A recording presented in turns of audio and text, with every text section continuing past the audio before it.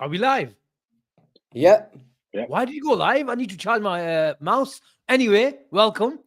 This is what I mean. This is our organization. We were actually giving a bit of attention to this lad here who just coming to the stage. If he doesn't make an entrance, he doesn't want to know. It has to be the Avi show.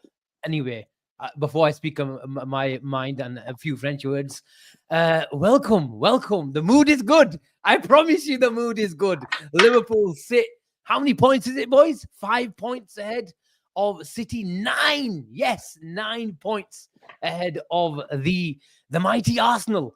And what a weekend last week was, what a weekend this week was. And the boys go on international break with as big as a smirk as you see on Gene's face right now. But it wasn't as nail biting as Avi suggests. But Sarib, I'll start with you. How are you, my friend? Predicting teams these days. But anyway, that's a conversation for a different day, evening. Before I go to you, Sarib, smash a like, everyone. Subscribe if you haven't already to the channel. And I know our banner's not on there, but check out our partners and sponsors. There it is, schnuckerlig.com, LFC Apparels, 10% off using the BNR 10 discount. All the formalities out of the way. Sarib, how are you doing? Yeah, I've been really good, Aston, to be fair to you. It's nice to have the four of us back on here to have a little chit chat. Maybe Oh, a bit yeah. of fire today, but generally speaking, I've been good. Liverpool have been winning games. Obviously, that Leverkusen, we did a little live stream for that. That was nice. Liverpool won yesterday again. So, well, what can I say? Everything's going really, really well. 5 points out of City, 9 points out of Arsenal, and I might be the biggest flip flop on Twitter. But here we are. Here we are. Liverpool are doing the business. I mean, it's all right to be a flip flopper, isn't Uh, it? As long as you're going towards in the direction of Liverpool. Is that right? Of course, you can change your mind, depending on the way your team plays. The first 11 games we've been superb. Why wouldn't you fancy us for the title?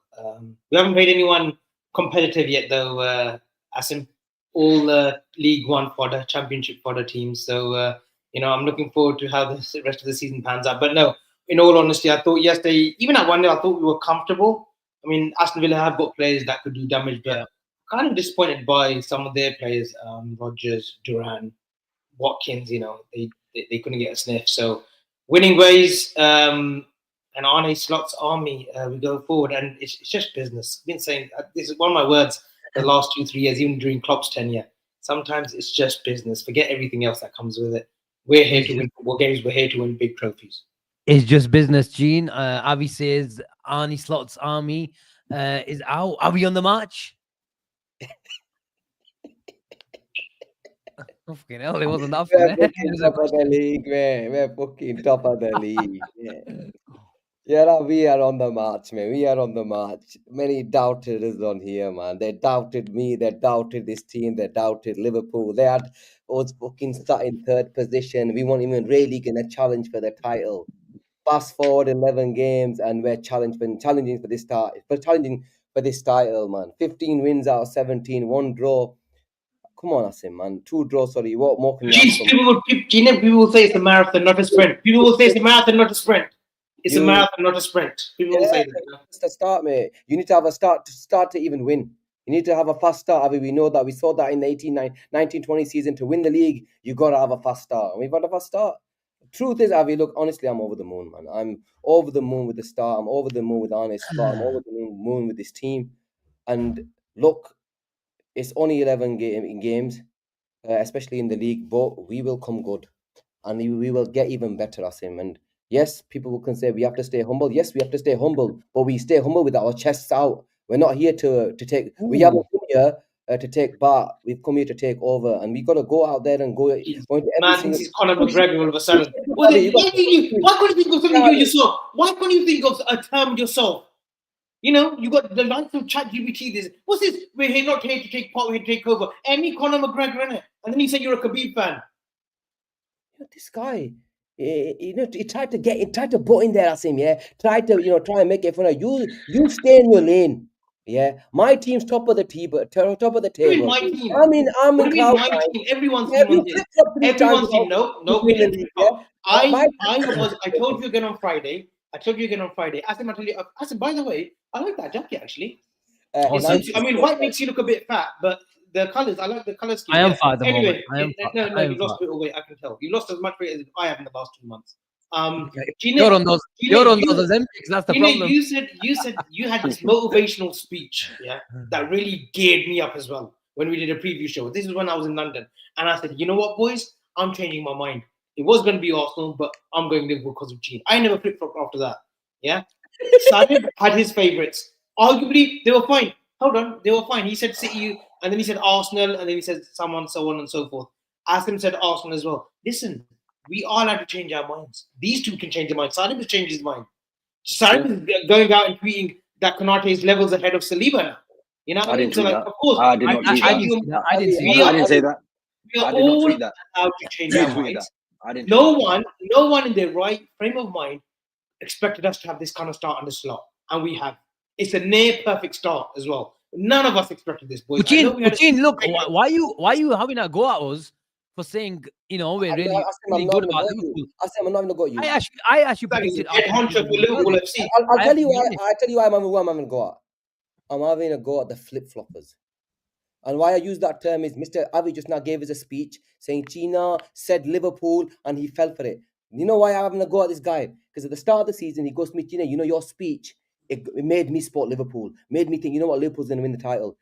Fast forward 4 weeks, we play Nottingham Forest.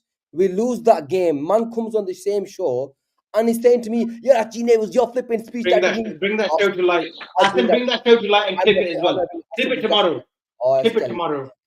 Anyway, Asim, look, that's who I'm going for. People like him who flip flop.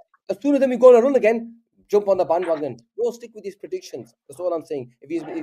But Avi, that's a fair point as well. Like 1 week, I know it's a long I have week. no problem with Sarib in a second way. Sarib went with Arsenal. I have no problem with Sarib. You know why? Because he's gone from Arsenal to Man City to Liverpool in 4 weeks.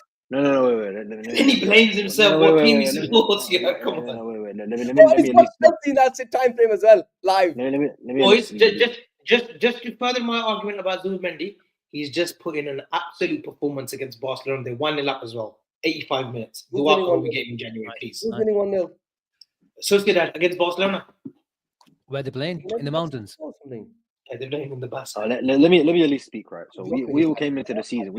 I'm joking with you. Okay, let Sarib speak. We all came into the Sarib is a great watch along. Speak. Great watch along on Tuesday. And then we'll move on to Villa. What we're here for. We all came into the season with our doubts about Liverpool. Maybe not Gene, because you know he says Liverpool are going to win the league every season. But besides the point, we all came into the season expecting Liverpool, you know, to not be up there to win. The general consensus was Liverpool are still in a transition. We've got a new coach. Everything's new. We've not really made any signings. We've not really strengthened our squad.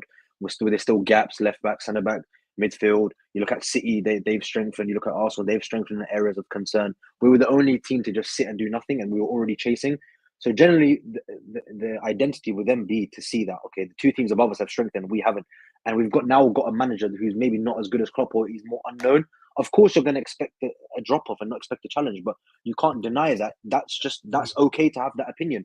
But again, you watch football with your eyes, you have the time over 11, 12 games. It's okay to change your mind. Football's an opinion game. You base your opinions on things that you watch and things that you see. And I've changed my mind, and I said Arsenal not ready to win this title. Yeah, things might have not gone their way, red cards, but that's their fault. That's their own fault. They have not been good this season at all. And that's why I've changed my mind on Arsenal, and I still have Manchester City to win the league, but because they've got the know-how to do it. They've done it 6 out of 7 seasons, and that's why everyone's got them as favourites every season. Based on what? Because they do it every single year. And that was my basis for City and Arsenal to finish first and second, because the last 3 years they have been the two teams that are challenging, and we haven't. And that's what it was. But I've changed my mind, because Arsenal, they're not really good.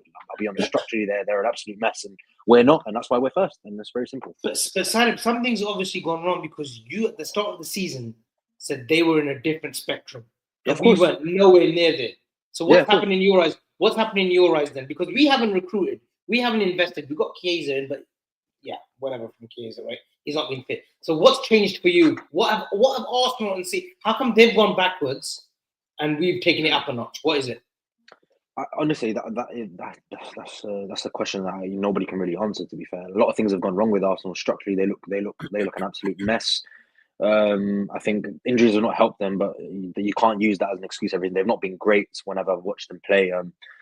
And they have had some tough fixtures, but again, you can only beat what's in front of you. And everyone making this notion about Liverpool playing easy teams and stuff like that is absolute nonsense, because every team in the league plays the same team twice, whether it's mid-season, end of the season, start of the season. We're all going to play those teams. The teams that we've beaten, Man City have not beaten. Arsenal haven't beaten. We've beaten Bournemouth. They haven't beaten them. We've beaten Brighton. Both for Arsenal and City have not beaten Brighton. You can say red cards, injuries, all you want.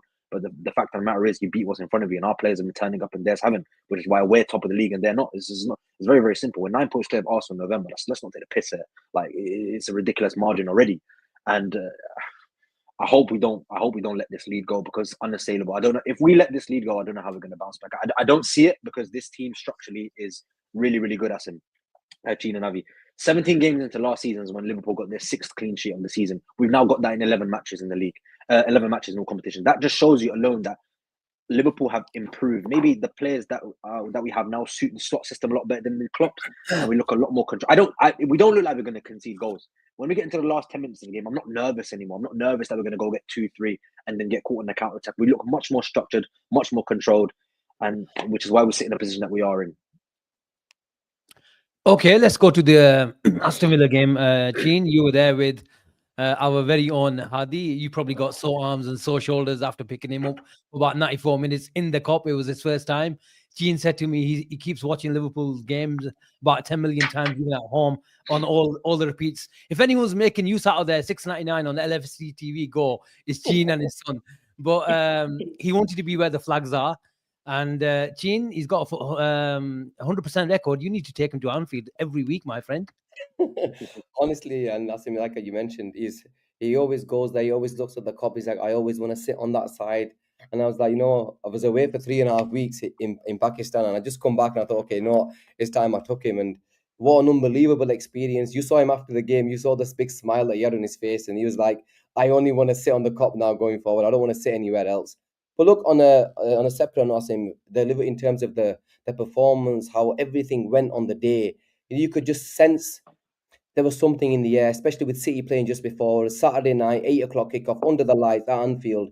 It was always going to be an occasion, especially with those top of the league. And when obviously the news filtered down about the goals, with the first one went in and the second one went in, you felt it that something was going to give today, and that the Anfield crowd was going to be 100% up for it. And you saw that, and I'm sure the people that watched it on TV will have heard the Liverpool roar that came from the ground that yesterday. It was a phenomenal atmosphere. Liverpool finally, in terms of slot saw what Anfield is all about, what Anfield can do to the players, and what the crowd can do in terms of lifting this team. And we saw that yesterday. Look, in terms of the performance, I thought it was a really, really good performance. There was a professional sort of performance. Yes, Villa had a couple of set pieces and one shot that went wide, but generally speaking, I think we should have scored a few more, if I'm honest. I think Salah yesterday was on a different league. He was in a different planet. He was that good. And I'm sure you're going to speak about Salah, but what an unbelievable performance. We go into the international break now, 5 ahead of City and 9 obviously ahead of Arsenal. Avi mentioned, we can't have dreamed about having a start like this in the season. And you've got to give a lot of credit to Arne Slot for that. The way he's carried himself after coming over taking over from Jurgen Klopp, a massive boots to fill, and all eyes were on Arne Slot and how well he's going to do. And then we had the likes of pundits going online and saying that Liverpool aren't going to make top 4. We don't even sign a player. And for him to actually go out there and do what he's done to this Liverpool team has been nothing sort of sensational. And hats off to Arne Slot, hats off to his team. Yes, I know it's only 11 games, but we still have to give him his credit so far, because what he's done to this team, Sarib mentioned, we don't look like we're going to concede goals. That's only 6 league goals that we've conceded all season, which was a massive thorn in Liverpool, especially over the last few seasons. We were always conceding in the first 10 minutes. It feels like we're not really going to concede anymore. And that wins you titles, when you have a defense that's good enough to not concede all the time. And with our forward players, we've seen the likes of Diaz. He's been on form. He might have not had the best of game yesterday. Salah is Salah. He will always bring you numbers. Nunez has a good game. Missed a couple of chances, but he got his goal. And that's all you can ask from this time. And then you've got Ryan Gravenberch, who's been off the scale this season. Okay, Gene said a lot of things. Well, sorry, but I want to ask you about. Actually, I should go to Avi because I always go to Avi when it concerns his boy Luis Diaz. Lineup, Avi, Luis Diaz. You wanted to see him in that 9 role, false 9, picking up the pockets. We saw a bit of it in the second half. I thought him and Nunez were interchanging in the second half for about 5-10 minutes. But what did you make of the lineup? Were you happy with it? And Robertson came back in. Wow. And a note on Robertson, I thought he was really, really good last night. He was good, and I think we've mentioned it as well. I think he's a player now that he needs to take more time out. And look, he's only 30 years old. We've got to remember that. But the amount of running, the tank engine that this player and the level that he's performed at in the last 6-7 years, he's very intense. He's very aggressive. That starts to wane over the years. And he plays the game 100 miles per hour. And I think now it's come to a stage where he will need to take a week off. He will need to take a week and a half off, and he comes back. And yesterday, he could have been easily troubled by Leon Bailey yesterday because he's a bag of tricks. He had a very good season last year, but this year, he's not performing to a level. But you thought that could be quite a matchup because he has struggled against Mukiele in the beginning of the season against Chelsea a few weeks back. But Robertson came in. I was fine with that. I thought the midfield he might have gone with Szoboszlai because of the power runners that they have. Onana's a very good player. He's got legs. You've got Morgan Rogers. Morgan Rogers. You've got Jacob Ramsey, and you got McGinn as well. They had legs, and I was a bit worried with McAllister, Jones, and Grav, but it seemed as though they were fine. They were on par with them. We matched them, like you said earlier. You saw that we went man to man with them, which worked in our favour. And look, we got our goal with the selection. I thought Diaz might have gone. I thought he would have gone with the same 3 as Leverkusen. He didn't. He brought Nunez on, and thankfully, it was a good thing because Nunez, on another day, and we've said this. How many times have we said this? On another day, he should have had a hat trick, but he got the most important goal, which was the first goal, and it calmed things down in the crowd, especially at 8 p.m. kickoff. Please, Lord, give all the broadcasters, let them know that 8 p.m. kickoff should be the one for anchoring. Forget all this 12. Yes, give us 8 p.m. on Saturdays. We'll take it all season long.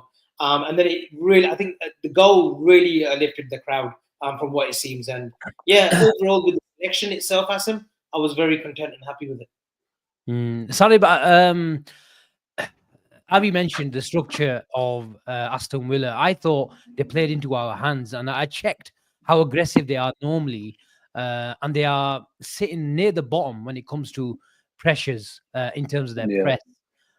So that suggests that they don't really, press in an aggressive manner. But to sit off at Anfield, I know it's Anfield under the lights, like the lads have mentioned, but the players that they have, especially on the counter attack, yes, they can hurt you. But I think they're a better team than that. They can play a bit more front foot football. But I thought they played into our hands and they were passive on the night. But I thought Liverpool had a bit of a better preparation, is because they faced a similar structure in midweek with Leverkusen and Alonso in a 4-4-2. And for both matches, all you saw is Arne Slot with his eights, his Curtis Jones and McAllister. And then even with Darwin Nunez coming into the pockets, he was just doing this.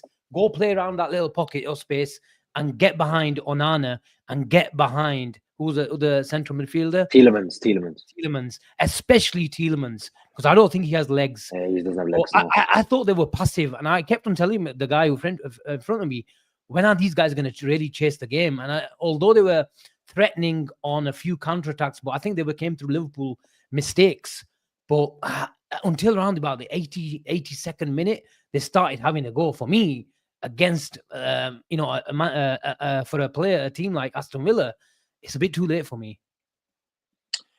Yeah, I agree with what you're saying, but maybe actually it's not really down to like their personnel, because I think the way the players they have, they are really, really good attacking players. You look at Morgan Rogers, I think he's had a really good season. Jacob Ramsey, he drives the ball really well. Leon Bailey, very, very tricky on the wing. And obviously Watkins likes to go in behind him. Obviously they've got Duran as well, who's a bit of a problem.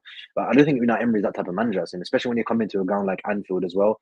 I think he's come in the past. He came with Villarreal a couple of years ago, and he basically tried to play the way that he wanted to play. It didn't work, and he got sucked those 2 quick goals that we got with the Henderson cross and the Mane. And I think he's kind of learned playing Liverpool in the past that, okay, I can't actually come here and play the way I want to play. I need to be, I need to sit back and try to play on the counter attack, because on the break in transition, they have really, really good players. Some of those players, like Rodgers, like Ramsey, can cause a serious problem. We saw it last season at Villa Park as well, when Liverpool gave the ball away many, many times. On the break, they looked so threatening. I think that's what they were waiting for. And yeah, they had a few opportunities in that first half and the second half to maybe cause Liverpool a bit of a problem. But most of their opportunities came from set pieces. I think that's why they were most dangerous. And we saw that little thing where they're a big team. Yeah, we saw that thing with Van Dijk and Pau Torres when he said, "Oh, you're 6'4". What are you doing? Why are you falling on the floor for?" So yeah, it shows. But like we always say, Asim, I think you point out quite regularly that over 90 minutes, quality always comes through, and Liverpool are top of the league for a reason, and Aston Villa are where they are. And I think away from home, Asim, especially in the last couple of weeks, they've not been great. They were absolutely battered by Spurs last week. They were very poor in midweek against Club Brugge, and coming to Anfield was a different kettle of fish. And you either play or get played, and they got played. Avi, Sarib mentioned that they're really good in transition when the likes of Ramsey, who I thought had a decent game until he got injured. Rodgers, quick and strong. Watkins, obviously, we know his threat. But when you've got a player like Ibu Kanate who puts out fires like he does, then you're pretty in safe hands, aren't you? Ibu, again, I think the biggest catastrophe in football today is Ibu Kanate. According, as far as I know, hasn't picked up a Man of the Match award. Is that right? He doesn't need to. But how the hell has he not? Now, he maybe wants against one. Wolves. He wants Wolves, one, Avi. He wants one. And we should give him one. I thought you were going to say compliment for a minute. The biggest compliment that they paid yesterday on, I was watching obviously on Peacock, and our commentators, I'm sorry lads, are much better. Streets ahead of you. We get Jury and everyone. And they said the biggest compliment that we can pay right now is that Ollie Watkins, shut up. Ollie Watkins should go up against Van Dijk rather than Konate. He should go up against Van Dijk rather than Konate, because he's not getting a tune out of Konate. That's the best compliment you could have paid him yesterday, because he blocks everything out. He's unshakable. He is a wall. He is a titan, as I tweeted earlier. Asim, he's superb. And look, people were saying and people were barking that Saliba this, Saliba that. Konate is him. France is him. He is France's best centre-back. Upamecano, Jules Koundé, Badashi, you can name Saliba. Konate is streets ahead. As long as he stays fit, no one is close to him. No one at all. Absolutely brilliant, Asim. And the ground that he covers, I do fear an injury, though. I do fear an injury, because the ground that he covers, sooner or later, those thigh strains, those hamstrings might play up on him. But look, God forbid, I hope it doesn't. But he's a world-class performance. We've seen what he's capable of. That Paris final is probably the single best performance by an individual defender, even though he was on the losing side, but he was superb that night. This season, he stepped up another level. And he's still 24. He's not even entered his twilight years. He's not even entered his peak yet. At 24, he's still got a long way to learn. And imagine the level that he'll get to by 26, 27, 28. Asim, I got a question for you, Asim. I got a question for you. Do you think Konate, the strain on him this season is not as heavy as previous years? Because at times you see Trent inverted. Obviously, Trent's playing a lot more conventional this season. We have inverted at times when obviously we're getting overloaded midfield, like against Brighton, etc., etc., etc. But generally speaking, Asim, he doesn't have to cover that whole right half space that Trent left open so many times. You're on mute, by the way. So maybe that's why he's not as strenuous on his body. It's not as impactful on his body, which is why he's not getting as injured as regularly. And his performances look a lot better because he's defending a lot from, as a defender rather than a right back and centre back at times.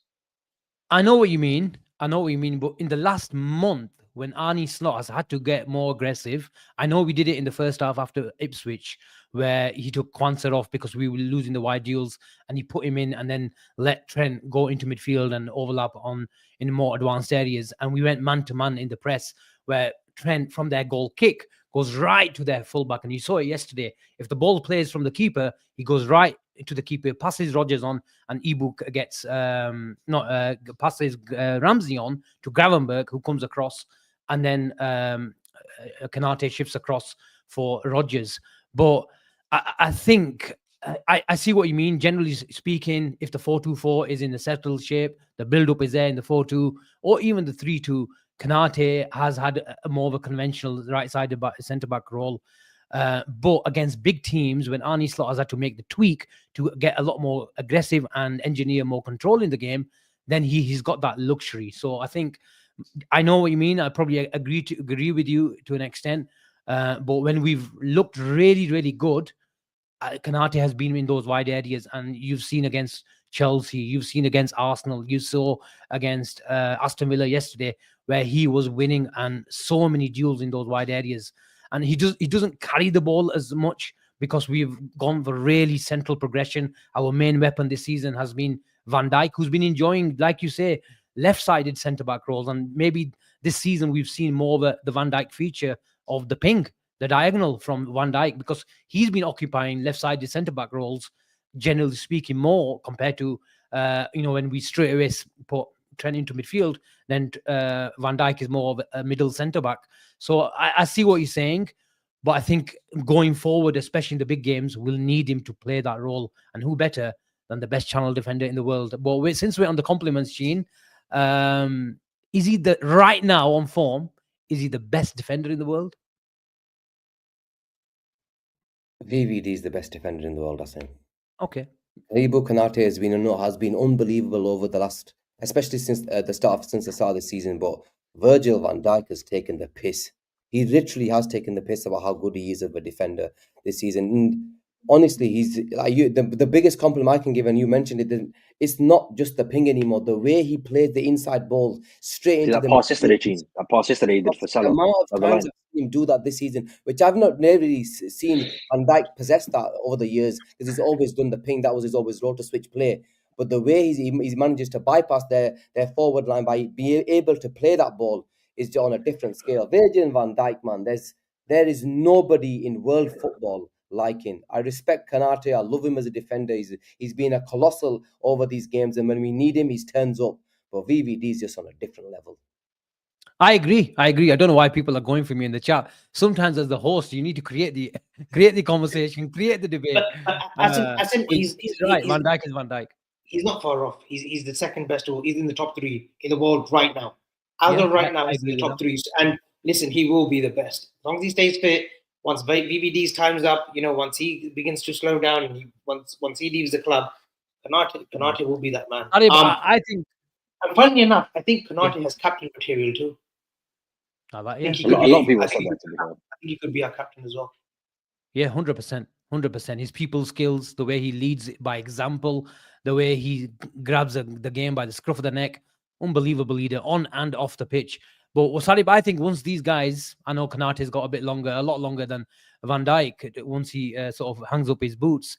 Once as a partnership, these guys are done. I don't care. I don't judge partnerships by how many trophies they won. I judge them by their performances and provide a lot of context. I think once they've done, I think we'll look back as the best partnership in Premier League history when it comes to Konate and Van Dijk. You don't agree? I think no partnership in Premier League history is breaking that goals conceded of Terry and Carvalho. And as much as we want to say that, I still think they're the best, and they have the stats to prove it as well. Like 15 goals conceded. I understand. I was about to say the same thing. Carvalho and Terry. Don't you think? Terry and Carvalho were. Don't you think that team was a lot more pragmatic than us? Yeah, but Asim, at the end of the day, when you've got to keep the ball out, conceding 15 goals in the season in the Premier League, we've had this same conversation. Sorry to interject, Sarib, because Avi keeps on interrupting me. We've had the same. We can apply the same context to Arsenal, and I'm sure you've agreed that Arsenal's structure. We've always, been talking about Saliba and Gabriel, and I've said, look, they're brilliant defenders. We have to provide context about how many defenders and how the structure helps them. That double pivot of Partey, and now even Mourinho this season, and Rice protects them. Put them on the halfway line and against a ready counter-attack inside. We saw 45 minutes against Bayern Munich. Sully's in the house. He won't like me saying it. I think they are vulnerable. And this is the reason why even when Van Dijk and Konate were playing really, really bad, because we had no midfield, and we had Fabinho on his last legs, and that's being kind.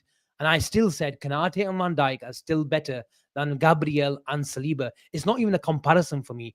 And I'm still providing and being consistent when I talk about Terry and Carvalho, who you're right, who are much better than Gabriel and Saliba. But the same context applies. That structure and the team as a collective was a lot more defensive than Liverpool. But Asim, just because I think Van Dijk's a better defender than Terry and Carvalho, but sometimes you look at a partnership as a two, those two defenders don't have to be better than a singular defender or Konate, but as a partnership, I think they're the best the Premier League's ever seen, and they have the stats to prove it. Sometimes you don't need to be the best in I your position; you just need to be two competent centre backs in a decent system to play at a high level. And Terry and Carvalho, Terry's one of the best centre backs we've ever seen, and Carvalho, Rolls Royce of a centre back. I think he's very, very similar to Virgil in many, many ways. Virgil was obviously the epitome of one of the best centre backs we've ever seen. No, profile player, not profile player. Before you have a go at me, Gene, profile of player. He was not as he's more composed on the ball, and Terry's the aggressor. But as you can't disagree. Ultimately, when you hold on, Gene, hold on. Wait. You know, Avi, 1 second. I got a man comparing Carvalho's profile. I didn't compare the player. Listen, look. I'm sorry, but Ricardo Carvalho was underrated. He doesn't get Carvalho. One at a time. How can you have one at a time when he's speaking? Okay, one at a time. Look. It's an interesting conversation. One at a time. Ricardo Carvalho he was brilliant. He was a brilliant defender. Underrated. Very underrated. Sarib, I'm with you. But ultimately, Asim, and ultimately, it's not, unfortunately, you have to judge them on the era that they played in, one, and the trophies that they collected. Rio Ferdinand, for me, was in the top 3 in the Premier League defenders. Him and Vidic, that partnership that they built for those 3, 4 years, 5 years it was, the trophies that they collected. Ultimately, a partnership will be judged on the team that they were in, the era that they were in, and the trophies that collected. For me, the best single season, if we're only talking single season, defensive partnership for me was BVD and Gomez. And even then, Gomez came in game 8 because then Matip got injured. And in 31 games, he kept 30 games, he was fit for the league. Gomez and Van Dijk. That one season where they won the World Club Championship and they just ran the roost with the league. But on a consistent level, I'm with Sarib. Carvalho and Terry, they were superb. They were superb. And yeah, I said they had Makaleli and Essien, fair enough. But those two collectively, they were a great partnership. There's no denying that, Gene. I'm not denying that. Can I come in now? Nobody's denying how good Ricardo Carvalho and Teddy were. What is it? They were two brilliant defenders. I came in because I heard something that Ricardo Carvalho is the same profile as Virgil van Dijk. You didn't let me finish what I was saying. So Terry was more. No, Terry was more I think more of the aggressive centre back, and Carvalho was more composed. Now Carvalho is nowhere near Virgil van Dijk in terms of level. Virgil van Dijk in terms of level, I don't think Carvalho was near Virgil van Dijk. Did you say that? Ricardo Carvalho was the composed one. I think so anyway. Ricardo Carvalho was always on his ass.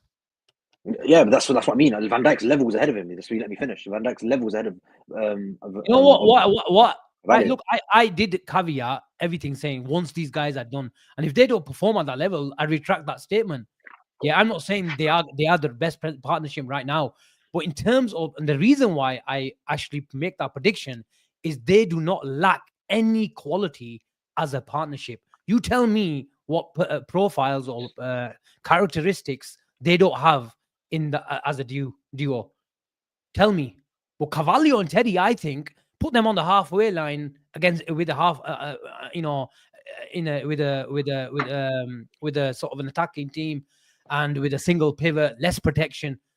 I think they'd struggle because they don't have the recovery. When it comes to errors, they're unbelievable, intelligent defenders, no doubt. In that era, the teams weren't playing with a high line either back then. United never played with the high line back then, even with Rio and Vidic. United played front foot football, man. Of course, they played in a high line. Not Vidic and Rio, you never saw them in a high line. No, they didn't. They had Evra, and they had who on the right? That Fabio or Rafael, right? Who used to bomb forward. They weren't a high line by the halfway line. Especially it wasn't as high as Liverpool, but who plays as a high line like Liverpool over the last 8-9 years? Tell me.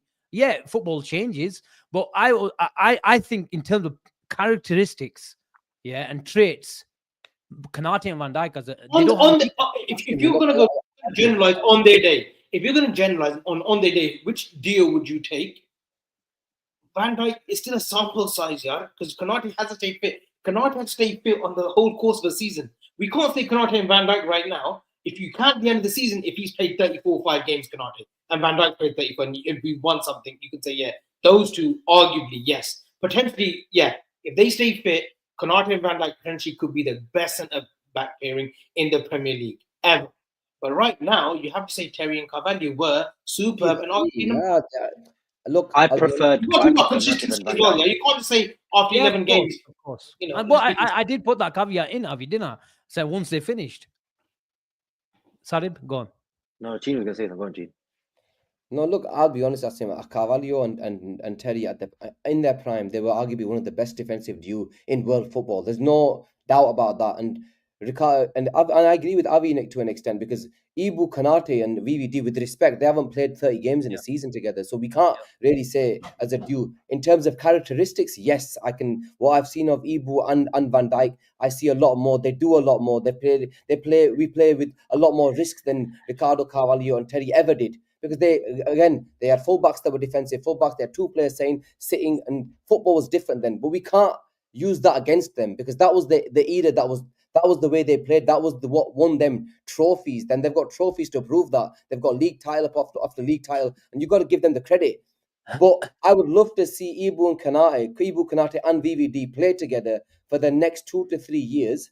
Only then we will be able to really understand how good of a defensive duo they are. Of course, from what we've seen when they play together, they're two monsters of defenders, because they possess every single trait as a duo. They have everything. They have every single trait covered. And I don't think Carvalho and Terry possessed, in terms of traits, what Ibu, Kanate, and Van Dijk possess as a duo. But like they mentioned, the sample size is only 50, 60 games over. individually you take out by country mile, but it was different eras back then as well. Yeah, I said it was Yeah, different. that's the problem. Like, Yapstam, for me, a superb defender, world class, right? Yapstam, you had Ronnie Johnson, David May, Henningberg at that United, that treble season. They were good, but they were also rotating as well. Nowadays, Asim, I think it's very hard to just have two set central defenders and keeping them fit. We'll be lucky if we get Kanate for the rest of the season fully fit. Van Dijk's fitness is usually good, apart from the ACL. Gabriel and Saliba have proved they can be fit over a course of 38 games, but even Saliba's had his fair share of injuries as well this season already. Okay, let's go back to the game. We were talking about how Aston Villa came and didn't really shut up shop, Sarib, but I use the word passive. But we gave an example of pure counter-attacking football. We gave them a reminder that, we're a possession-based team, but when we need to play in the high will be effective. Go ahead. I didn't put that. You missed a super chat as well. You missed a super chat. Okay. We'll go to super. Put the super chat on. I'm charging my mouse. There we are. Rehan, thank you very much for your super chat. Big up. Virgil van Dijk, a true all-timer, master of his art, a phenomenon, a Rolls Royce, a man mountain, a leader, a captain, the best there's ever been. You know that last statement? I agree with that. The best there's ever been. Who wants to disagree? Sarib wants to disagree. Is that a disagree? Sarib always will have a rebuttal. Come on, Sarib. I didn't say anything. No, but come on. Okay, I'll say it first. Yeah. I think for me, Van Dijk is on par with like Yapstam. Yapstam for me was complete. As an individual, he was one of the most complete defenders in my time. Yapstam, absolutely brilliant. From PSV to United, and then he went to Lazio, had a great season there, and then went to Milan as well. Yapstam for me on his day was superb. Van Dijk eclipses him just. Yeah, I really hope you're just talking about in the Premier League, because he's not the best centre back to ever play the game. It's not true. Who's the best to ever play the game in your eyes? From what I hear, all the older generation tell me, they say Maldini is the best to ever play the game. They say Paolo Maldini is the best. Maldini also played as a fullback too. Yeah, Maldini left back. Baresi was brilliant. A lot of people. I didn't. Maldini. A lot of people say Maldini. To be fair, you know who my favorite was? Carlos Puyol was my favorite. Doesn't mean he was the best, but he was my favorite central defender. Might be probably because of the hair and he was Spanish and he played for Barca. But I thought he was brilliant. But I think him and Rio. Who do you think is the best? Who's the best that you've seen, Sarib? The best centre back I've ever seen is Virgil van Dijk. That's not a lie. In his prime, I've never seen someone close to Virgil van Dijk. Now, obviously, he doesn't have the trophies like Ramos and Piqué, etc. But as a player, as a profile player, he is the best I've ever watched. Like, I've never seen a man, a striker or winger, run at a player and you start going the other way. And then when you see Virgil van Dijk, I remember that Inter Milan away, Martinez was running at Virgil van Dijk. He saw Virgil van Dijk and he started running the other direction. I've never seen that in my life. I've never seen that in my life for anyone. Ramos, PK, whoever it is. I've only seen that with Virgil van Dijk. So you lot a lot older than me. You've seen Prime Rio, Terry, and Maldini. Sorry, And Pau all these Kubasi is centre-backs. coming. So Pau Kubasi is coming. Cannavaro, etc. So I haven't, but from what I've seen in his prime, Van Dijk is the best. Van Dijk. Do you know you must have seen him in your heyday? Beckenbauer. And that was in your heyday, bro. Beckenbauer, Lothar Matthäus. I thought you might have said Lothar Matthäus. I mean, to be fair, talking about centre backs and the great centre backs, in his prime, I thought Nesta was on a different level. Alessandro Nesta. Honestly, I'm not just saying it. I thought Nesta possessed every single characteristic. And if you're talking about duos, him and Cannavaro was something special, man. The clinics that they put up together were on a different level. But Nesta for me was on a different level. The only thing that he won practically everything in the game. The only thing that he struggled with was when he got injuries. The injuries towards his last stage of his career really hampered him. But he was an unbelievable defender. But VVD is the best I've ever seen. Isn't there argument for Cannavaro? Cannavaro's got a Ballon d'Or. Cannavaro he's the only defender that won the Ballon d'Or. Cannavaro was the World Cup that they won. Got to Real Madrid in this game. Even that season at Juve, he was unbelievable. He was an unbelievable defender, Cannavaro. He was, but come on. But the only thing with Cannavaro is I always remember him turning up to Anfield and Torres giving him a torrid time. So I just, that always sticks in my memory. It'll always stay with me because it was the first. 2005 game as well. The quarterfinal against Juventus, he was part of that game too. Yeah, he was. I'm sure he was. Cannavaro was. Yeah. I think it was something like 20 players that played in that final between France and Italy were playing for Juve. Something weird. I remember seeing a start. Half of the players that were in that final were all at Juve. Okay, before this becomes an all-timer type of show, let's stick to the game. I know that was a super chat, so that we had to read out. Who was that going to? Sarib? The goal. Let's go to the goal. I think not many of us, or not enough of us, are talking about that Van Dijk ball to Salah, and then Salah Van Dijk to Salah, and then talk to me about that goal, because I thought the less said about the ref, the better. But I thought Darwin Nunez kept his composure with a brilliant finish. Yeah, absolutely, and it's something that I've not really seen with Van Dijk, as Gene put it earlier, but he knew where Salah would be. He just put that ball down the line and knew, and the ball was ridiculous right in front of Salah. Salah, all he needed to do was run into that. But the IQ from Van Dijk to know where Salah's going to be, that just shows you how many years they've been playing together. Like, they've been playing 7-8 years together now, Virgil van Dijk and Mohamed Salah. So he knew Mo Salah was going to make that run.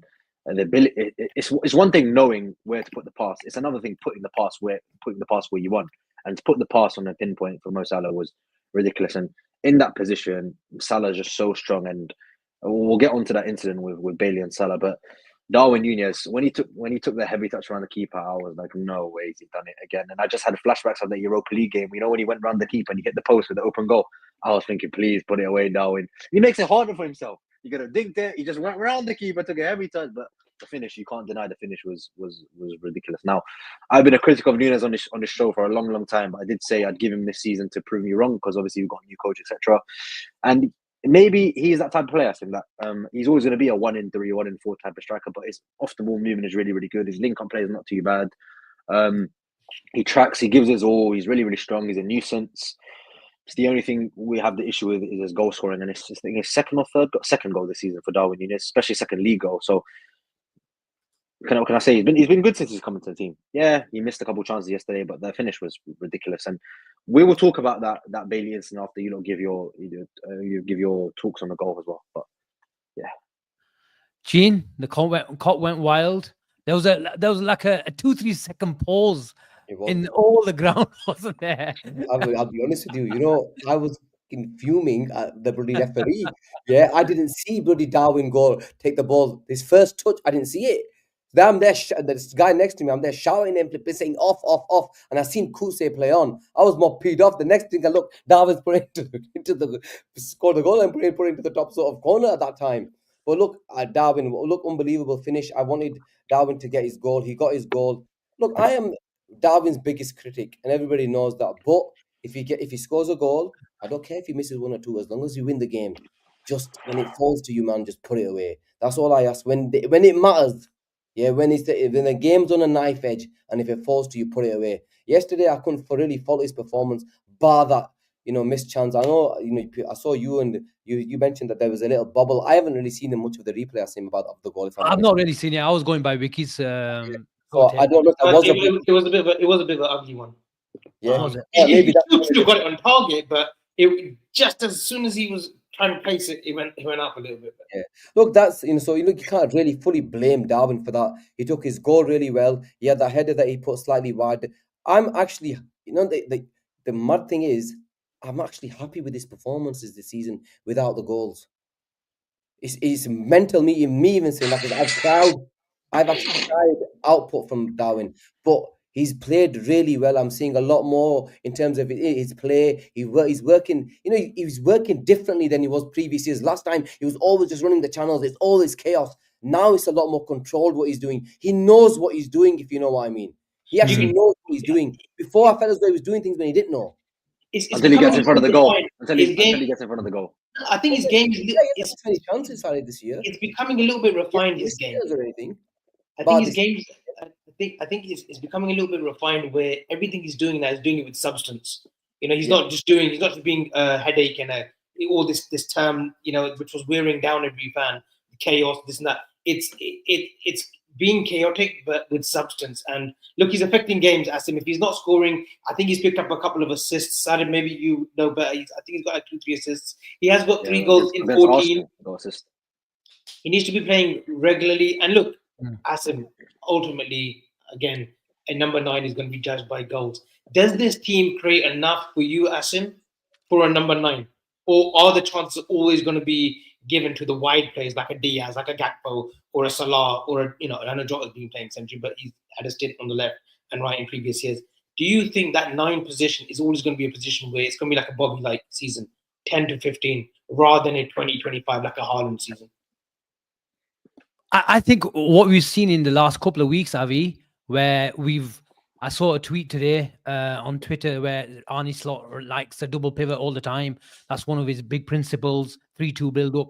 Yes, when he came, he wanted stability in the build-up, and he was, a lot of the times, he was putting those two, in midfield. But he's shown as games have gone on and Liverpool have really learned his philosophy and approach to games, and we've spent a lot more time on the training field where we're a lot more adaptable. But especially what's been integral part to Liverpool's improvement and versatility is the increased trust in Ryan Gravenberch receiving in the middle of the ground on the halfway line with 2 strikers really close to him, and that Van Dijk sometimes is just there, just to play to bait the press. And if they're not really compact, then he's got the hips and the legs and the body orientation, turn into midfield and go.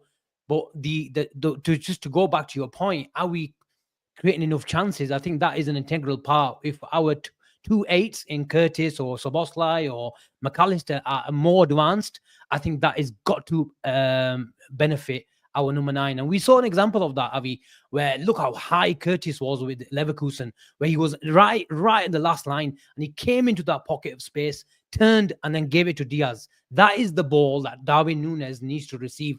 And if your 8s or your 10s in those positions, in the high advanced areas, are there, then Darwin Nunez has got the movement. If there's only one thing that you can be his biggest critic, of his missed chances, but no one will criticize Darwin Nunez's movement. And even with that header that we saw, he spun on the defender, and I thought he was a bit unlucky with that header. Maybe I need to see it again because I've not seen the highlights or the goals. Concert distracts him enough. Okay, look, I've not seen it. I just saw it once live at the ground, but maybe Sarib's right. I've not seen it. He's shaking his head. I take it he doesn't agree, but I think we need to get the engineer a lot more controlling games, generally speaking.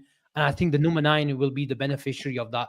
And what we've seen over the last couple of weeks, Avi, is signs of that, where we played the 1 and the 2 in midfield, and then we can create a lot more chances. If we're pinning opposition back and they're showing us a bit more respect, like Villa did yesterday, we've talked about how passive they were, then I think we can create a lot more chances.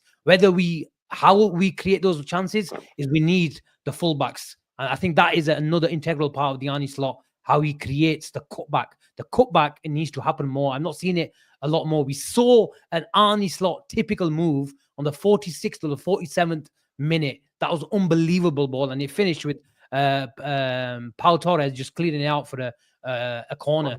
That is what we need. If Darwin Nunez can get into those positions, because I want to see Darwin Nunez tapping the ball in about 5-6 times a year. If he gets 5-6 tap-ins in a season, then that 15 goals can go to 20. But he needs games, he needs time, and he needs chances. You keep talking about time. We're in season 3 and we're still talking about, can we get the best out of Darwin Nunez? Like He's not played any games. How many games has he played? So we watched it. We watched him for 2 How many games has he years, played? No, man. this season I'm on about. 14, Yeah, okay. 3 goals. 14 starts. Not 14 starts, 7 starts. Come on. Yeah, but man. you like 7 starts, 3 goals. No, wait. Like you say with Cody. How many There's a reason why Nunez is not in the team. There's a reason. He's not good enough in front of the goal. I'm not saying he's better than Joe though. Yeah, so then he can't be at this. I will sell Nunez What, he tomorrow. can't I will sell him tomorrow. I will give him this season because we've got a new coach. But I don't believe this player is good. What does he need to do? What does he need for you to keep him? Does he need to score 20 goals in the league? 20 goals. Yes. Yeah. He cost 85 million. He's not a 20 million pound player. Like, I think we forget he's cost 85 million pounds. Like, that is our record signing, and he's got 20 goals or 25 goals in 80, 70 matches. It's not good enough, like, for a Liverpool number 9. I mean, we can all agree to that. Yeah, his movement is good. He gives us all. He's got a nice haircut. He's pretty to look at, but he doesn't score enough goals, and that's the problem with Nunez. Yeah, his movement is really good. Bar yesterday, you tell me what chances he's missed in the game. I've seen this for 2.5 years now. I've seen enough. I've seen it for 2.5 years. If you're basing it on 2.5 years, I can understand that. I can't base it off on 4 games of this season when he's done it for 60 games. It's a contradiction, though. It's a contradiction because one minute you're saying I'm going to give him at the end of the season. Yeah, because we've got a new coach. That's why. Huh? He's got a new coach. There's a new manager. Give him at the end of the season then. Make that judgment at the end of the season. Just because I'm saying something doesn't mean it's going to come true, though, is it? Sarib, but question to you, though, Sarib. Do you not think he's improved from last season? Of course. Have you seen improvements? Absolutely. But my whole identity on a centre forward is to put the ball in the net, and I don't believe he is capable of doing that on a frequent basis. But that's not to say he's not improved as a player. He's not up to Liverpool standards. The only reason I'm giving him this season is because we've got a new coach, because I didn't believe Jurgen Klopp could improve this player more and more and more. And we can see that Arnie Slot has improved him as a player, but I can still see he's still missing cities. He's still missing chances. That's not changed. Yesterday was the first time that. Yesterday, out of the 3 chances, I would blame him for the. I know it was a bobble, but the second one, I thought he should have at least got it on target. But it was a bobble. The third on the header, he got everything right. I think he was just a little bit bypassed by Kwanzaa. Sorry, Jane, for interrupting. Right. I agree with Sarib. I'm not, first and foremost, I agree with Sarib, but at the start of the season, I didn't want Darwin Nunez to lead Liverpool's line, right? Everybody knows my thoughts on Darwin, but I've seen improvements in him this season. We're not going to sign another player. My issue with you, Sarib, is if you're saying that you want to give him till the end of the season, you said, okay, he's got a new manager, we're going to give him to the end of the season. You're still calling for it. You're still saying get rid of him after 4 games where you've seen some sort of improvement. That doesn't make sense to me, bro. I get it. I'm with you. 1 second. I'm with you in terms of, do I think Darwin Nunez is good enough? Probably not. No. But then you can't say to me, Saj, I don't think he's good enough, but I'm going to give him to the end of the season. We've got a new manager. But after 4 games, you're saying do one. But that's the only reason. That's the only reson why I will give him is because we've got a new coach. If I was the manager of Liverpool team, I will sell him tomorrow. If it was up to me, I would sell him tomorrow. Then you haven't given him to the end of the season. I said it was up to me. It's not up to me, is it? If it was up to me, I would sell him tomorrow. But we don't. It's not up to me, is it? So we'll give him to the end of the season because we've got a new coach. If Jurgen Klopp was in charge, I said this in the summer, I would have sold him. I would have sold him straight there. I wanted him out. I want him out. I do want him out. Yeah, but the only reason I'm thinking should be. But then don't say I'm gonna give the player to the end of the season. We've got a new manager. Stick to your guns at the start, then, bro. Don't flip flop and say I'm gonna give him to the end of the season. Stick to your guns and say, listen, this guy's not gonna be good enough. If it was up to me, I understand that. You can't say then Give it to the end of the season. New managers coming in. What are you doing? There. That's Exercise. If it was up to me, I would sell him tomorrow. But it's not up to me, which is why I'll give him to the end of the It's season up to you. You because gave we've it got to a the new end of the coach. season. You're the one who said I'll give it to the end of the season. Because we've got a new You- manager. Order, We've got a new manager, and order. he will get to the end of the season anyway because he's not been sold in the summer, has he? Am I going again? I said this in the summer as well. He will get one more season from me because we've got a new coach. If Jurgen Klopp was still the manager, I would have sold him in the summer. Look, Okay, Darwin, okay. That's not Darwin to say he Nunez, didn't he improve. splits opinion. He splits opinion, and we'll be talking about Darwin Nunez. Sarib, if he scores 20 plus this season, do you keep him? Yes, absolutely. Yes. keep him in. So it's Bro, goals. no doubt, For Sarib, no it's doubt. goals. No, but I get it. It's for Sarib, it's goals. And Yeah, of ultimately, course. number 9 will What is a striker's job? Please tell me. of course it's But goals.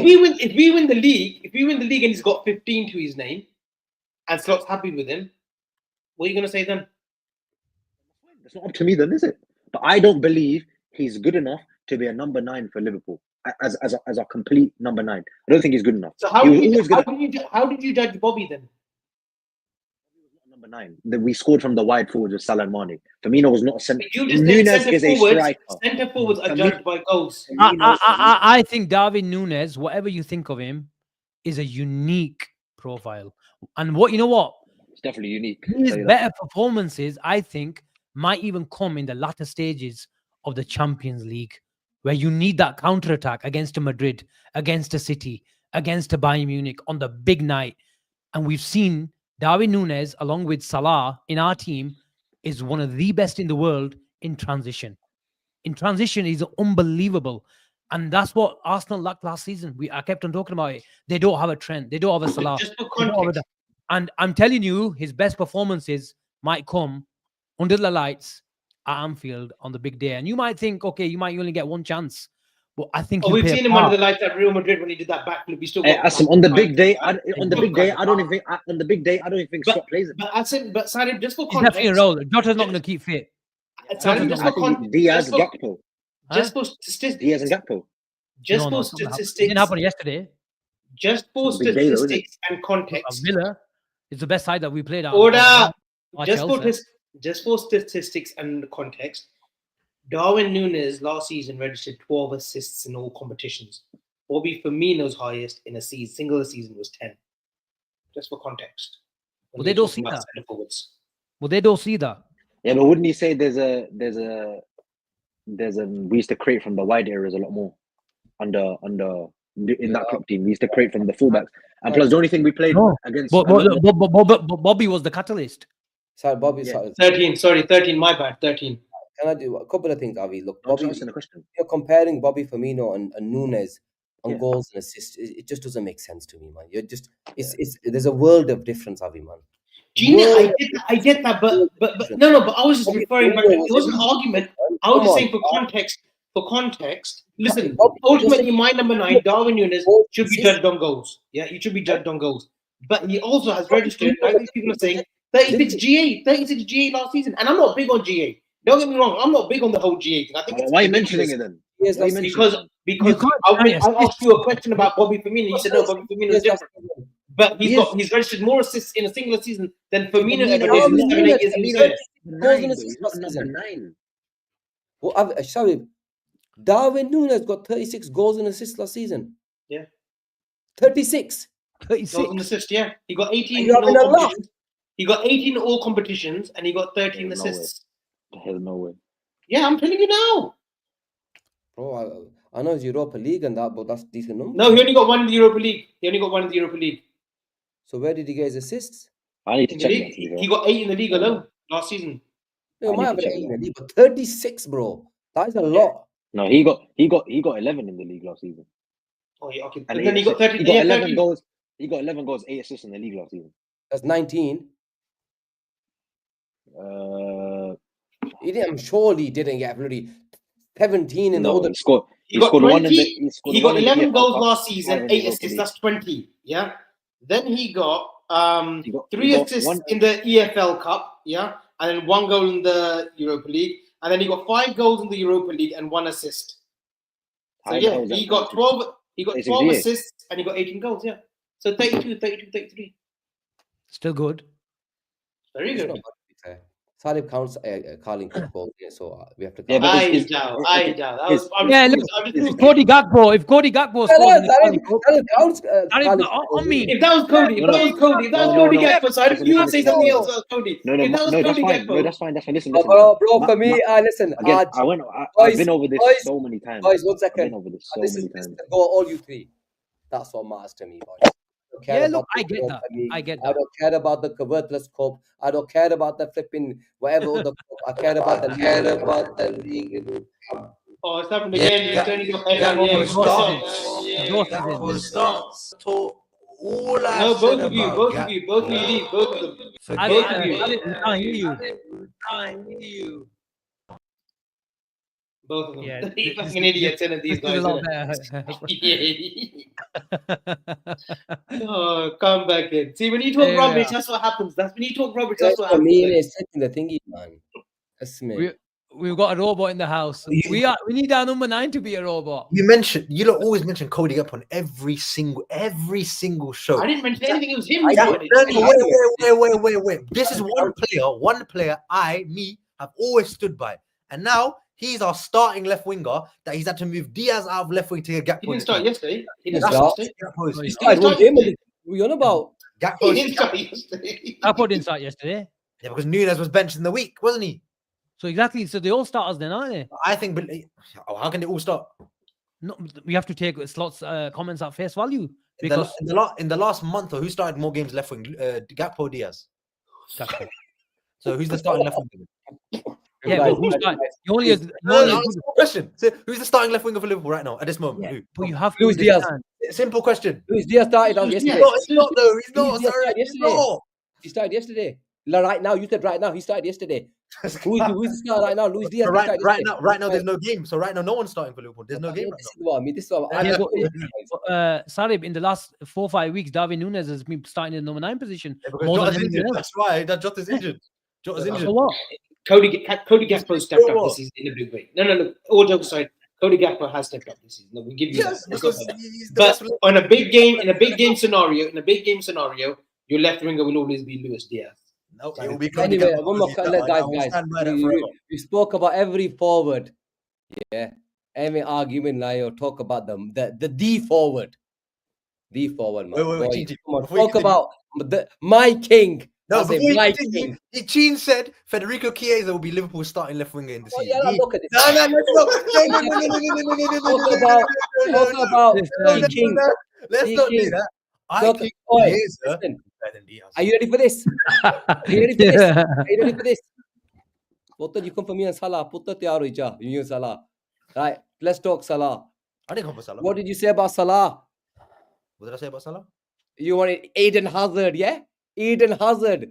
That's what you said was treachery, bro. You said Eden Hazard over Mohamed Salah is a better footballer than Mohamed Salah. That is the biggest treachery any guy, any That's not the Liverpool fan can ever say, bro. So don't come to me and say Chiesa, but don't talk to me about the king. That's not the point. Let's not. No, that is the point. Because we're on the king now. The No, subject but is I the always king, said- bro. The That's subject's not the king. No, but I always said. I forgot to always said this. I always You said- said Hazard over Salah. I always said I would have Salah on my team over anyone. Don't tell him, man. I did. Did I not say that? I said I'd have Salah in my team over anyone because he gives you goals and assists. That's not Regardless of- enough. But you wouldn't go watch him. You didn't go I watch him. think we've had that Asim, conversation where you said Asim, as Sarib that you Asim, preferred you wouldn't go watch him. You wouldn't go watch him, though. Not on innit? my team though. stylistically maybe or whatever. You wouldn't go watch him, Asim. I would have Salah in my team over anyone because he But was. you wouldn't go getting watch him, though. numbers. Sorry, would you go watch him at Anfield? I don't. This is not about preference of player. This preference of player doesn't matter. Preference of player. You wouldn't go, I go. If you I give watch me him every if week. you give me numbers, My if you give me king numbers, yesterday showed you levels. You If guys you give- doubted the king, mate. I never doubted my king. From day one, I backed him. Last didn't- year, when you guys were going for him, saying he's finished, he's had an I injury. didn't say that. No, I didn't say that. His trajectory is this way. Don't Bro, lie. No, I didn't say that. I didn't That's say where that. his trajectory is from, mate. Come for me Abby's the now. one. Abby's the one that said he was still. Bro. I mean, Ever come for me and like a Salah. crash What flip? Let me speak now. I'm talking about the king. This is who I am talking about. Our king. Bro, his trajectory is going where, Sarib? Yes, and that's what Thank I said you. in the summer. Thank you. I said it You in were the saying summer. he's I will gonna go not this sell way. Salah. It's not Avi injury. is the one that was saying I'll sell Salah to Saudi. Hello. This is Salah. Don't Year upon say year. my name. Year This is upon Don't say year. my this is name. right Remember Twitter thread what Salah. Muhammad Don't Do Dula not look at say all, my bro. name. Right, Do Don't not say say my Salah. name. You Brother, wanted Salah this is sold. Get Salah. my name out of your mouth. You wanted Salah sold. You wanted Salah. Salah I would- sold, tata. He's coming at you. Listen, I would- order, All order. the people in the house. The people in the house know how much I defend Salah. Everybody knows I defend Salah from A to Z. Remember that. I will always back him. Even when he plays shit, I back him. You know why? Because this is no. I tell you why. Because this is, you know why? Because it's Muhammad Salah. He's a different footballer, bro. He's one of the greats to have ever played the game. Ever played the game in the Premier League. You're talking, he's gonna take inshallah to Thierry Henry at the end of the season. And you're gonna come back to me and say, you know what, Gine? I fucked up when it concerns my predictions for the Premier League. Now I fucked up about my predictions for whoever the greatest ever player is. You know, he'll say Aguero. He'll say Aguero. He will say Aguero. What? He will say Aguero. He will say Aguero. When you talk Salah, Putta, you better be ready. That's all I need to say to you. I didn't even say anything about Salah. You got Avi here saying I was so Salah Why to you Saudi say in the my summer. name? Why is Right. my name? My name Because should not be. I never said My name is so not Salah. here. My You name is said not here. so Salah. You said no. I did not say so Mohammed Salah. Okay, you know what? Avi Listen, said the so company, Mohammed Salah. I am Avi big enough. said it. I am big. I am brave enough to say He's writing Twitter if threads about 100 Salah. million, Oh, if yeah, 100 my million, team, shut up, man. if 100 million came on the table last summer, I would have seriously considered it. And yeah, maybe I said, and I probably did say I would part ways. But look, he's not coming for me this one downstairs because look, I'm singing his praises. I've gone back and said, look, you know what? I was wrong. Maybe we shouldn't have sold him. He needs another 2-3 years. You flip flop because if it's not Thierry Henry, it will be Sergio Aguero. No, Sergio Aguero was the greatest foreigner to play the Premier League. Anything about anybody else? And you mention my name. Don't ever mention my name. I have praised Salah this whole season. When have I said a bad word about Salah this season? Please tell me when. All of you tell me when. I haven't. Because you I can't. Because I haven't. Because you can't. He's given you. because He hasn't. One second. I know you, Sarib. He hasn't given you a reason to go for him, mate. That's Exactly. the difference. He So when hasn't there was a given you a reason last reason. season, G, But when there was a if you had an inkling on Salah, you would have taken him out. We lost one game. You've not doing a previous show on any of our channels. One game we lost. You did a previous show to have a go out of a football club. I don't forget things, brother. I remember every single thing. Whenever you done a previous show when Salah's won a game, bro, and said I'm gonna do a preview after, a post match and say, you know what, I'm gonna big up Salah. You remember when we lost at Goodison Park. When we lost at Goodison Park, you remember the time then? But I didn't forget. One at a time. When we lost to Everton at Goodison Park last season, 2-0, Sarib, you went for him. You derived Salah in your because you were the only one that went. Let him speak. him. Avi, let him speak, Let him speak. Sorry. I've always said no player. Thank you, Zia. Thank you very much, Zia. No player at Liverpool is bigger than the club. I don't care who you are. I will criticize you if you play shit. But I don't care. I don't care what's happened in the past. If you play shit in a specific game, I will say you played shit in a specific game. Gene says, which is fine because he has his favorites. We all have our favorites. He says, no matter what happens, even if Salah plays shit, I will never criticize him. That I don't agree with because I don't think any. But I don't believe any player. You can't. I believe every player should be criticized when they play poorly and praised when they play well. I don't care who you are. It doesn't matter who you are. So when Salah, Nunez, Diaz put that shit show at Goodison last season, I went for all of them because they've all played bad in that game. Diaz was better, but they missed sitters in that game. When Salah was on that period of time when he was missing chance after chance last season, you blamed it on injuries, which is fine. But that's not to say his form wasn't great, and that's honesty. This season, I cannot say nothing because he's playing at a high level, and he's playing very, very well. So why am I going to come for him? It's very, very simple. If a player plays poorly, Gene, I will say he's been poor. If a player plays good, I will say he plays well. I don't matter. It doesn't matter to me who the player is because for me, it's Liverpool before anyone.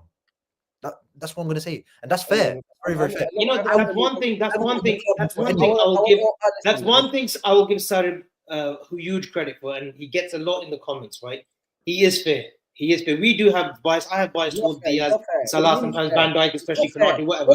But no, he's fair. No, but he will call it as it is. No, he calls it as it is. He calls it as it is. You have to give him that. No. He's not fair. When you don't come to me, he's fair, bro. He's not fair. If you're fair, well, Avi, there's a difference between this. There's a difference now. And I'll tell you what the difference is. I'll tell you what's fairness. A guy that's 7 years on a trot, every year, bang, bang, bang, bang, bang, goals, assists, turned up every single time. Showed loyalty to us every single year, right? He had an injury. He came back from an injury, and this was my biggest gripe with you two at that time when you said Salah's come back from an injury. He's doing. I said, look, the guy's come back from an injury. Give him time. It is going to take him time. He's never had an injury, but you guys persisted on going for him. And this is what peed me off at the time with you two, because this is what you were saying. I can't accept. You know, if it's when the Salah had a bad game this year, what did I say? When the Salah was shit against Nottingham Forest, what did I say after that game? I said Salah was absolutely shit that game. I mentioned it on this show. But So what I won't take. what I won't take is the guy come back from an injury, right? He was struggling. It's the first big injury he had. First big injury he had. He's saved our asses on so many occasions in the past over the last 7 years. And when it came to somebody saving his ass, the likes of Darwin, Diaz, all these guys, they didn't. Salah saves everybody's ass year upon year. When he says his time was saving his ass, they didn't come to save his ass. And you two had the audacity to dralla him and go for him, saying he's finished. Saying I wasn't actually that bad. I was not that bad. The audacity. Don't fabricate stuff. Don't fabricate stuff. I forget you, Avi. You had the audacity to dralla him, saying he's this, he's that, he's going like this, he's never had an injury, he's done this. Chaudhary, you should have backed your player and shown loyalty to Mohamed Salah. That's what you should have done. And you didn't. I did. That's it. There's the clip. There's the clip for tomorrow. You say things like, Gene, the thing I don't agree with. You say things like, I don't care how bad he plays. I don't care what he does. I will never criticize Mohamed Salah. That I don't agree with that. I don't personally, I don't agree with you know, when you say criticize, if he has a bad game, I'm the first one I've come out and said Salah's was shit. No, Gina, that's one thing you don't do. You don't do that. What's the difference between you and me? Asim does. You don't do that. You don't do that. You absolutely crucify. I don't abuse players. I don't say. I'll tell you the difference. I'll tell you the difference now. You absolutely crucify them. You crucify them. That's what you try to do. And the only reason you try to do it, the only reason you try to do it, is because you think you're gonna get one over me. No, because we're going for a title. We just lost 2-0 at Goodison Park. 7 years. 2-0 at Goodison Park. We just bottled the league title. Am I going to come in? Yeah, don't worry about it. He scored 7. Listen, I think in 7 years. I'm not going to say that. I think Pimpin, Sarib, I think Pimpin is right. We forgot we won yesterday after this. Let's talk about Salah and his performance yesterday. I'll give you an opportunity to wax lyrical about the greatest Premier League player ever. And I'm not talking about Thierry Henry. I'm talking about our very own Muhammad. Me or Gene? You can go for it. Salah was the best player on the pitch. Salah and Ryan Gravenberch were, for me, the two best Liverpool players. Salah, obviously, he gets his credit because he got the goal and assist. Yesterday, he was phenomenal. And he's done this so many times this season. I think now he's the first player in all competitions, Premier League player, to get 10 goals and 10 assists. I think all but one season, it was 2021. He's never got double figures. The quickest player to do that. Quickest player to do that. Sorry. So yeah, you can't deny it. He has been probably the best player in the league this season. You could argue some other players, but we're top of the league. He's scoring goals. He's got the most GA in the league as well, 14 or whatever it is. What can you say? The goal finish yesterday was ridiculous. Like, I thought he was going to bend it past and he put it in the roof of the net. I was like, how's he done that? He's put it over the keeper rather than put it to the side of him. And like, he does this week in, week out on a consistent basis. That hairline has completely transformed him. Ridiculous, ruthless finisher. Like, this is probably up there with 21-22, the most complete Mohamed Salah I've ever seen play for Liverpool Football Club. He looks happier. He looks happy to play in this team. He looks clinical in front of goal. He's getting assists. His range of passing is good. He's working hard. Like, I've never seen Mohamed Salah this complete. Maybe 21-22, that first half, the best version of Salah I've ever seen. But this is ridiculous. And I genuinely believe that after that injury, he wouldn't be able to bounce back to the levels we've seen previously. I expected a bounce back, but not to this ridiculous standard. And he slapped me in the face, and fair enough. And that's what you want as fans, to be proven wrong. And he is just phenomenal. And we need to get this contract sorted, because we cannot lose a player like Mohamed Salah. We just can't. We just can't. Games he just picks up from the scruff of the neck. I'm like, how has he done that? That finish against Brighton, against Leverkusen, he's not scoring. He's getting 2 assists. Like, against Chelsea, he's getting assists. Like, when he's not scoring, he's still contributing in ways without goals. And what can you say about this man? What can you say? Yeah. I mean, you get the sense where, I know he's chasing records, but he gets just as much as satisfaction from assisting a goal and scoring it as well. If he comes wide, if Bradley or Trent are running down on the overlap, on the underlap, if Jones or Szoboszlai are running into the channel, if Szoboszlai, Darwin Nunez or Jota or Diaz are going beyond the defense. We've seen that outside of the foot pass all, for the last 5, 6, 7 years. But especially this season, it's been a big feature. If he's on the wide touchline, he puts it in, and then there's movement around the connecting number 9. But I think he's gone. These boys, whatever they've said about Salah is 100% correct. But just, did you expect this? I know Gene has been talking about the injury that he's had last season, but there's a new lease of life. A lot of people will say he's playing for the contract, but that's not that. He is playing for Liverpool. He wants this winning mentality. People are saying he's using the right words on his Instagram posts and stuff like that. And there might be a bit of that going on. Who doesn't do that? But this is one man, one human being that is driven by success and by success only. Yeah, and he's vocalizing it, and rightly so. He should be vocalizing it, whether it's in front of the media, whether it's his social media posts. He's a one in a kind, Asim, and the level of consistency, and it's not just this season. The last 7, 8 years, look at his goal scoring record, Asim. It's a comeback story. That Chelsea move hurt him because he was always determined to come back, and whether he had to go to Italy and figure things out at Fiorentina, get his move to Roma, he always was destined to come back, and luckily he came back to us. And look, he's never looked back, has he? It is a Hollywood story that you could make a film about. From his road trips when he used to go to training in Egypt, going to Switzerland, going to Italy, going to England, and like setting his legacy in stone at this football club. Asim, they've got to give him what he wants. You can't lose him. I said it yesterday. He's in that spectrum of Messi, Ronaldo. His body is not letting him down anytime soon. His hamstrings are fine. His speed is fine. His influence with his brain is top notch. You see him creating more than ever. The outside of the foot on the left foot, those crosses consistently hits. He gets it on a sixpence, isn't it? He gets it on a sixpence, isn't it? He lands it in every single time. He's even crossing with his right. We saw it against Leverkusen, the way he set up Cody Gakpo. You've got to give him what he wants. And at this, he's positioned himself in such a powerful way. Through PR, through his agent or whatever, he's positioned himself so much that he's got every fan now saying, listen, there needs to be a contract set in place. We need to sign him for another 2-3 years. Otherwise, like Gina said on Friday, there's going to be riots if he doesn't sign. If we let him go at the palm of our hands to another club or to Saudi, where he doesn't need to go because he can still play at the highest level for the next 2-3 years, very easily. There will be riots at Anfield. There will be huge uproar. Riots. Are you going to lead huge uproar within the fan base against the owners, because ultimately it comes down to them. If he does not get locked down, pay him what he wants. He wants 500k a week. You fucking pay it, Asim. You pay it. Wow. Gene, he fires the ball. Give him his dough. 100%, man. You give him what he wants. That's just the name of the game. You simply don't get the best player in the world right now. You simply don't let him go for free, especially with the numbers that he's putting up right now, and even his performances. What can you say? Honestly, I'm just buying my time.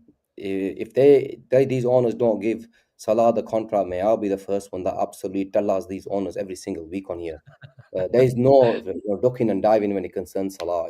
You give him his contract. There's no hiding. You give him his contract. And the Liverpool fans, as we mentioned, every single one of us, there is not a Liverpool fan that does not want Salah to get his contract. If it's a 2-year contract on the same terms, even if it's 400 grand a week, you give him it, you take the 2 years and you move. He's too big of a player when he impacts every single game. There's a goal and assist. Salah, 20 already this season, yard. What more do you want from this guy? What more? What else? It's almost as if, Gene. It's almost as if like they might have laid down the gauntlet and said they might have been apprehensive about giving him certain terms or a certain package. He's like, all right, then, you know what? From game fucking 1, I'm going to show you numbers. Before we're not in November 10, he's already produced a 20 goal and assist season already. That's it. He's laid down that challenge. He's like, all right, then, you want me to keep doing what I'm doing? I'm doing it. But remember, I'm asking the question every single week, and the fans are on my side, not on the board side, or not on Edwards or Richard Hughes' side. They're on my side. And when you've got 60 plus thousand chanting his name, there's only one way that this needs to go, and he needs to sign that paper, sign that contract over the next 2 weeks, 1 week, whatever it is. I know he's got a break from international. They've given him a bit of a reprieve. Let him just concentrate on that. Get the board in. Let them sign. And maybe that's what Billy Hogan was there for yesterday. Maybe he's like, listen, we need to tie these 3 boys up. But first and foremost, let's get Salah. Was he there yesterday? Yeah, he was. Billy Hogan was at Anfield yesterday. Someone said Asim, I don't know if you boys agree, that he's been very active on social media. You see after every game, he's taking a picture with another player. He's posting a lot of players. Somebody said he's collecting memories rather than memories. a new deal. And because I've never seen him like take this many pictures, and he looks a lot happier. So maybe that's the only thing I have. Like when someone, I think he's maybe that's him showing the fans. Maybe the million followers that follow him, million plus. He's showing that, look, I don't want to go anywhere. Whether it's a picture at the new coffee bar, maybe his smoothie. Maybe it's like, I'm here, lads. I want to stay. I think he's enjoying the leadership role on and off the pitch. Even when he came off the pitch yesterday, he's got that relationship with Harvey Elliott. And I think 100%, I echo all the sentiments that you guys been talking about Mohamed Salah. And it'll be interesting to see. I think he took off the international break with Egypt just to sit down with Billy Hogan since he's over from America. And it's only a risk, Zia, if he wasn't putting up the numbers. His body's not slowing down. He's no risk. And I'll tell you the reason. No risk. Scoring 20 plus in all competitions. Salah is no risk. Salah is no risk, Avi. Why? If he has a bad season and we want him off, he can go to Saudi. We will sell him to Saudi if we have to. There is no risk with whatever money we give him, because that Saudi money for Salah will always be there. So there's no risk involved. I don't buy this risk business. I've even given him 3 years. If we want to get rid of him, we just ring Saudi up. They come tomorrow. That's the simple. That's how it is. So if he's on a 400 grand a week contract, he has a bad 6 months. You want to get rid of him in the summer, you ring the Saudi boys up and say Salah's available. They will throw him 2 million a week, whatever, and he will get our door for him. So there's no risk. No, but Gene, if he has a bad 6 months here, you would say, oh no, keep him. He's going to come back. That's what you would say. Yeah, so Salah will never have a bad 6 months. This is the problem with Salah. He will never have more success. Yeah, no, that's very true. There's a high level, there's world class level, then there's Mohamed Salah level. And that's, he's a victim of his own success. And this is why we should remain patient. If he has a bad game, if he has a bad month, it doesn't matter. You cannot underestimate his level and his greatness and his mentality. That's the most important thing about this player, is his mentality to keep. We still call him, well, not we, other fan bases are still saying, oh, he's not stylistically, aesthetically, he doesn't look great. Like, what the fuck are you on about? Aesthetic bias is the biggest myth in football. And honestly, this man, he doesn't get the credit he deserves. Mohamed Salah, I'll be honest as well, even amongst our own fan base, he's not appreciated. We all know why.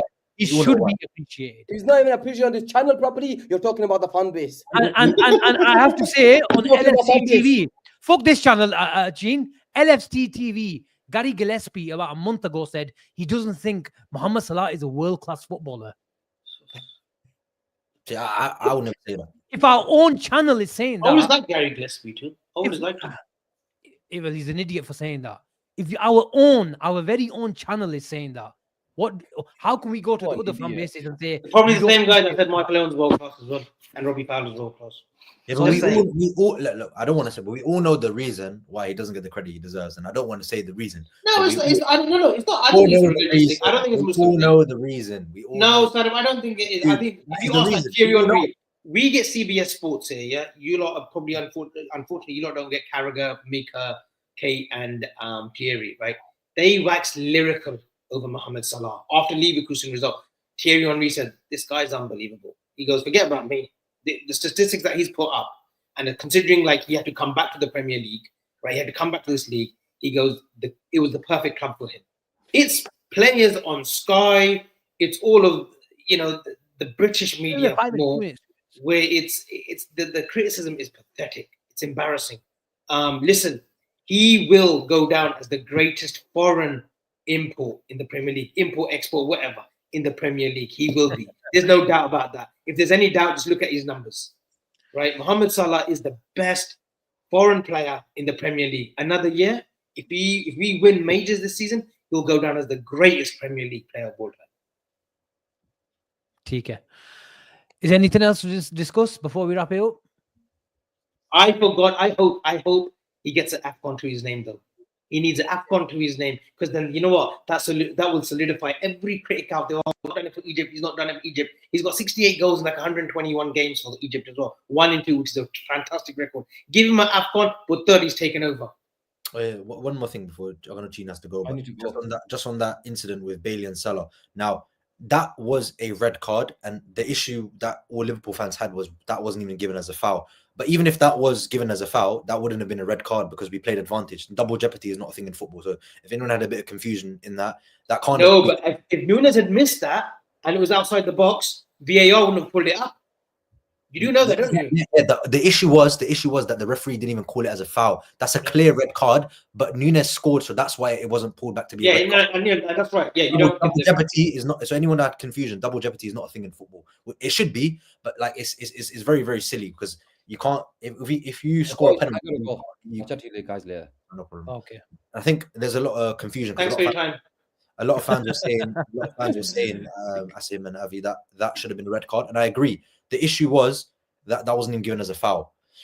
If Nunez missed, I still don't think that would have been given as a red card, even if it was given as a foul. It doesn't get pulled back because he made play on. No, but I'm saying if it was given as a foul. I'm saying if it was given as a foul, he wouldn't have been sent off because we scored. Is what I'm saying. No, but if Nunez had missed that, keeper had saved it or whatever. If he had missed that, it wouldn't have even been called back, that action. No, because the referee said, he waved play on. He didn't give advantage. That's what I'm saying. He just didn't think it was a foul. Yeah, what I'm saying is if he played advantage for that, if it was given as a foul and Nunez scored, that would not have been given as a red card, even if it was a red card, because Nunez scored. That would have been double. Let's play on. That's what I'm trying to, because a lot of people had confusion on Twitter, so anyone didn't know that. I'm just letting them know. Liverpool fans were still really annoyed. The fact that we had to wait and we had to rely on Darwin Nunez converting the chance. Yeah, do you understand? Because he didn't think that was a foul. It was blatant. Yeah, that crew is a kind. Ever since that Goodison Park game where Van Dijk that Pickford didn't get a red card, that's what he is. He disallowed that goal as well. I know it was VAR, but that Henderson Mane goal, like, forget it, man. Don't talk about that. You know, I'm glad we just won that game by with the margin that we did, because I was calling him just what you called him 5 minutes. He is what he is. Sorry. A lot of the comments are wanting some Zubi talk, Belabor talk. Do we do Belabor talk now, or do we do Belabor talk during the international break? You know my thoughts on him. Fantastic footballer to talk about then. Brilliant footballer, but look, let's wait for January to hit. Zubi today played very well, played brilliantly well. We missed him. We miss a player like that, Asim. We miss a central fixer in that middle of the park, just to contain possession sometimes, bore the depth out of the game. That's what we need. The Spanish are fantastic at it.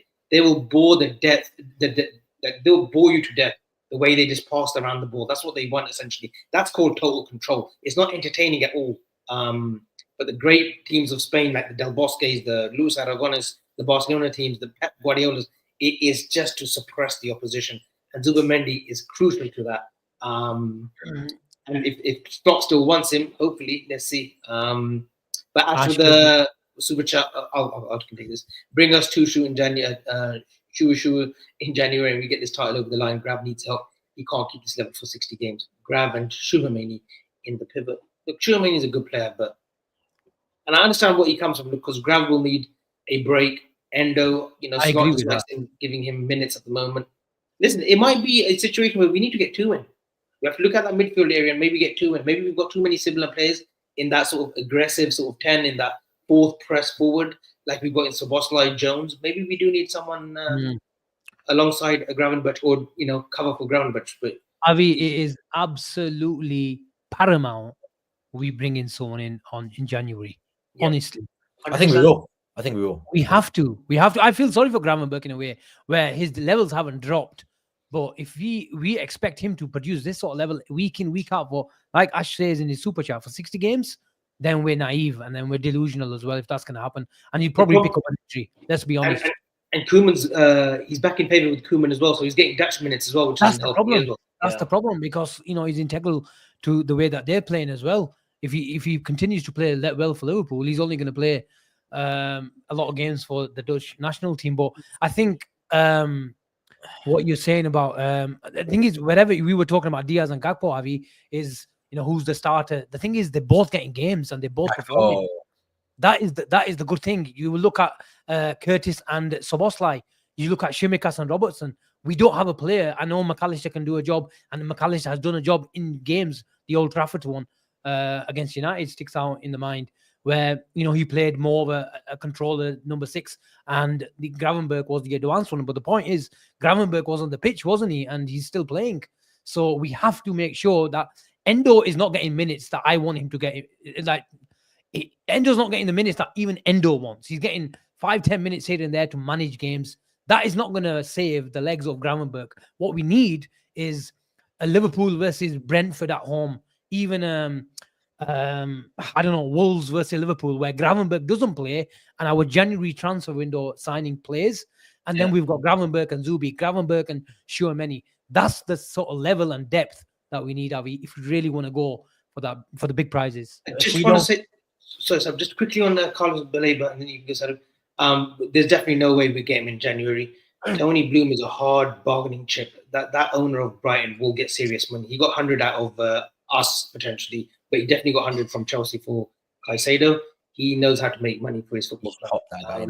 So the Baleba talk, it'll be 80 million, I think, in next summer. That's how much he'll go for. I think United. You know what, Avi? Over the next 2 weeks, I'm going to watch Baleba properly. Not compilations. I'm going to watch a few Brighton games. Few profile checks, please. There's a couple that I want you to do. Actually. International break. TK. And what we should do over the next transfer window is next international break is we should talk about not serious targets, but realistic targets in January and in the summer, and we'll predict a few games. We'll do the next 10 fixtures as well, because I'm sure there'll be some days where we're struggling to talk about some content material. But if we do something like that, then I'm sure we'll be all right. There's one player I really, really like, and I don't know how much you've seen of him, Asim, but I've been keeping an eye on him as well. You as well, you should keep an eye on him. Is Samuel Ricky of Torino. Really, really nice number 6 player. Very, very progressive with the ball. Now, how old is he? He's 2002, so that'll make him 21 or 22. So that's from what I remember. But when I see him play, he's got a nice haircut. He's really, really comfortable. Nice haircut. Yeah, we're talking about footballing ability, not running his. He's Italian. He looks good. Is he Italian? Italian. Really, Samuel really, Ricky. Yeah, from Torino. Asim, what type is he? Is he like a PLO type or? I would say he's in the Zubimendi kind of like profile of player. Like, he's really, really progressive with the ball. He's not a destroyer, but he can do that job. But from what I've seen, Asim, he's a ball progressor, can manipulate. You know who I used to love? Italian midfield. Who I thought he's a really, really good player. Really, really good player. Oh, these are the same. Yes, Samuel Ricky's very talented. Really like him. Really, really like him. I would have loved Marco Verratti in our team. Oh, Verratti. Marco Verratti for me was a brilliant player. Yeah, he's too old now. He was. I like them. Zubimendi, like this small. He's not that deep. Like me and you, Sarib. Me and you in that six. Marco Verratti would be the new Naby Keita. He gets too many injuries. The problem. That's the problem. I think you should do a third on Rich, because I think that's one of the players we can get. Torino not really doing that well in Serie A. I think it's an able club there. I don't. If Liverpool come knocking for him, I think he'll want the move anyway. Personally. Whatever happened to Captain Thuram? Go on, he's playing well for Juve, to be fair. Manu Kone. Yeah, they got Douglas Luiz as well. I tell you what, if you want to watch another league, speaking of Italians, the Italian league is shaping up beautifully. So tight. First, the top 6. What's all of it today? The point 1-1. Atlanta are up there. Juventus are up there. It's only. I think 1 point splits the top 6. Yeah, I think it was from 6th to 1st. It was 4 points gap from first. It's a bit like the Premier League, actually. From 2nd down to 6th or 7th, it's separated by like 4 points. Then you got Liverpool just bye. Yeah, you're on mute, Asim. I'm not going to do that to you. Thank you very much for watching, people. It's been lively tonight. It's always lively in the BNR building. But smash a like if you haven't. There's still just under 200 people. If you haven't smashed a like, please do. It'll only take a second. Grab your cursors, grab your mouses, and smash that like button, all the good stuff. The Trent boys have been quiet as well. All the the Trent talk contract. Koi anytime soon. Koi here. Koi you were there yesterday. Asim, is there anything? Koi here? I think he's gone. I changed. He's gone. He's gone. He's going Madrid. He's done. I'll leave it to the next show. TK. No, you can't do that. It's good vibes. It's good vibes. It's good vibes. Not for the Trent thing. I've always been. I've told you 3, 4, 5, 6 months ago. I'm really concerned about Trent. Forget Trent. You have to give me that, Avi. I've been really concerned about Trent. Yeah. From day one. From day one. We got a United fan in there. We got a United fan in there. Actually, you're going to enjoy Ruben Amorim. Not enjoy it, but I think you'll be very intrigued the way he sets his teams up. And I know you've done a bit of you've done your research. But Ruben Amorim, oh yeah, he's a tactico's dream. He's a tactico's dream. I know, but there's only so much you can get out of Harry Maguire and Johnny Evans. That's true. He's got some good centre backs. Oh, Martinez, Yoro, he's got Delict. Yoro is the only one. He's gonna have to improve that. He's gonna have to get someone like Diomande or yeah. That's the wrap. Yeah. Chalo, okay, that's the wrap. Thank you very much, guys, for watching. Let me just find what's happening this week. Have we got a bit of a schedule just to let people know what's happening? International week, so I'm taking time off this week. Just gonna relax a little bit, maybe a little vacation for a couple of days. He's taking a vacation. Are we doing any shows this week? Yeah, well, 100%. We always do shows. We don't go on holidays, Asim, do we? We'll carry the channel. You're the 18th. You're the 18th. No, I think you'll be back. I think we'll be back Friday. We'll 3 weeks off, and he can't complete the main staple show on Sunday. Chip and Sheen will be good on Friday. We'll talk contracts. We'll talk possible transfer thingy. Let's have a full panel on Friday. So the four of us, as long as our work schedules, it'll be good to have the four of us on. You can't find guests yourself. You can't find your own guests. You always want to come on Chip and Sheen, okay? Chip and Sheen is where it's at. Okay, people. Thank you very much for watching. We're top, and they don't like it. The Reds are taking over. Guardiola. Take care. Bye-bye.